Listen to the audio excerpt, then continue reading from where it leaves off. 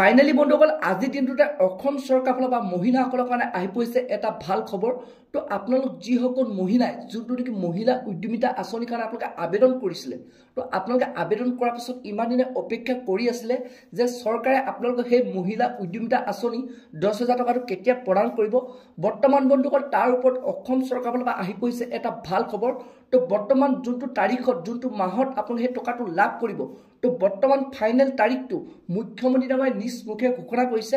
যোনটো নেকি বৰ্তমান মুখ্যমন্ত্ৰী ডাঙৰীয়াই ঘোষণা কৰিছে সেই ফাইনেল তাৰিখটো যোনটো নেকি ভিডিঅ' ক্লিপ, তো আপোনালোকক মই এই ভিডিঅ'টোৱে দেখুৱাম। তো আপোনালোকে সেইটো কাৰণে ভিডিঅ'টো একেবাৰে স্কিপ নকৰাকৈ আপোনালোকে চাই থাকিব। আৰু লগতে যদি আপোনালোকে মোৰ চেনেলটো নতুনকৈ ভিজিট কৰিছে, চেনেলটো লাইক এটা কৰিব, পাৰিলে ছাবস্ক্ৰাইব কৰিব, লগতে আপোনালোকে বেল আইকনটো অন কৰি দিব। তো যেতিয়া এনেধৰণৰ ইনফৰ্মেশ্যনবোৰ আহি থাকে, তো প্ৰথমে আপোনালোকে সেই ভিডিঅ'টো লাভ কৰিব পাৰিব। তো বলক বন্ধুসকল আপোনালোকক মই এতিয়া দেখুৱাইছোঁ যোনটো নেকি গোটৰ মহিলাসকলে যোনটো তাৰিখত আপোনালোকে সেই 10,000 টকাটো লাভ কৰিব।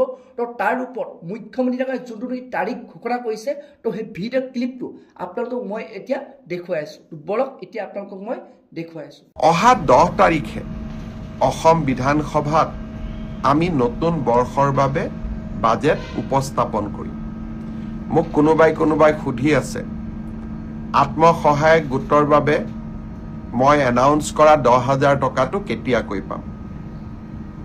নিৰ্বাচনৰ চূড়ান্ত প্ৰক্ৰিয়া এই মাহত আমি শেষ কৰিম আৰু 1 এপ্ৰিল তাৰিখে বিহালীত প্ৰথম 10,000 টকা আই মাতৃসকলক দি এই আঁচনিখনৰো আমি শুভাৰম্ভ কৰিম।